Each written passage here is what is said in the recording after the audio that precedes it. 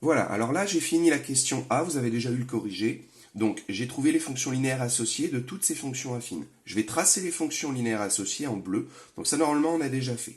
Je trace la fonction x flèche 2x. Elle va passer par l'origine. Elle passe par le point de coordonnées 1, 2. Donc je sais qu'elle passe par là. Si je mets 2 dedans, il y a 4 qui ressort. Si je mets moins 1 dedans, il y a moins 2 qui ressort. Bon, je peux tracer ma fonction linéaire associée. Elle monte. Ça, on l'a déjà vu. Voici à quoi elle ressemble. Maintenant, si je veux tracer en rouge, non pas 2x, mais 2x plus 1, il suffit finalement de reprendre toutes les valeurs, puis de leur rajouter 1. Quand je mets 0 dedans, 2 fois 0, 0, plus 1, 1. Elle passe pas par l'origine, elle passe ici. Quand je mets 1 dedans, 2 fois 1, 2, plus 1, 3. Elle passe pas ici, elle passe ici. En fait, tous les points bleus, si vous réfléchissez bien, c'est comme si on les remontait d'un vers le haut à cause du plus 1. Donc on obtient bien une droite qui, comme on l'a vu, est parallèle à la bleue. Mais c'est comme si c'était la bleue décalée de 1 vers le haut. Je vais aller un petit peu plus vite maintenant. Ici, 1 demi de x passe toujours par l'origine. La bleue, elle va être linéaire. Elle passe, quand je mets 1 dedans, il y a 1 demi qui ressort. Quand je mets 2 dedans, 2 fois 1 demi, ça fait 1. On a un petit peu l'habitude. On sait qu'à chaque fois qu'on va avancer d'un, finalement, ça va augmenter d'un demi. Si on recule d'un, ça va reculer d'un demi. Donc, voici la fonction linéaire associée.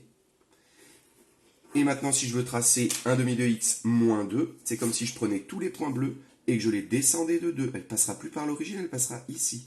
Je prends ce point-là, je le descends de 2, il est là. Celui-ci, si je le descends de 2, il est là. Finalement, encore une fois, vous allez retrouver tous les points bleus décalés de 2 unités vers le bas. Hop, et voilà ma deuxième fonction. Elle est bien parallèle à la première. La fonction linéaire moins 3x, elle passera par l'origine. Quand je mets 1 dedans, il y a moins 3 qui ressort. Donc on voit bien que c'est une fonction qui va descendre très vite. Si je mets moins 1 dedans, moins 3 fois moins 1, ça fait plus 3. La voici. Quand je vais tracer la fonction affine, c'est pas moins 3x, c'est moins 3x plus 2. Donc c'est comme si le point bleu qui était là, je lui rajoutais 2. Il va se retrouver là. Le point bleu qui était là, je lui rajoute 2. Et je peux tracer. Et j'ai bien quelque chose de parallèle. Encore une fois.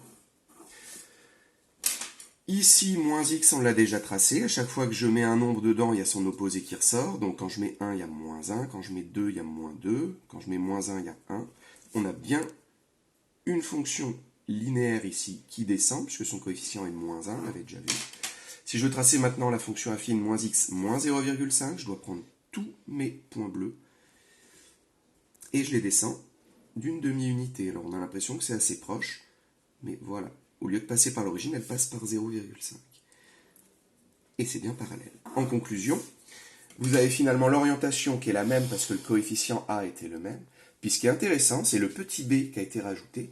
Finalement, c'est le décalage qu'on a et on le retrouve sur l'ordonnée. Le plus 1, on peut le lire, c'est là où ça coupe.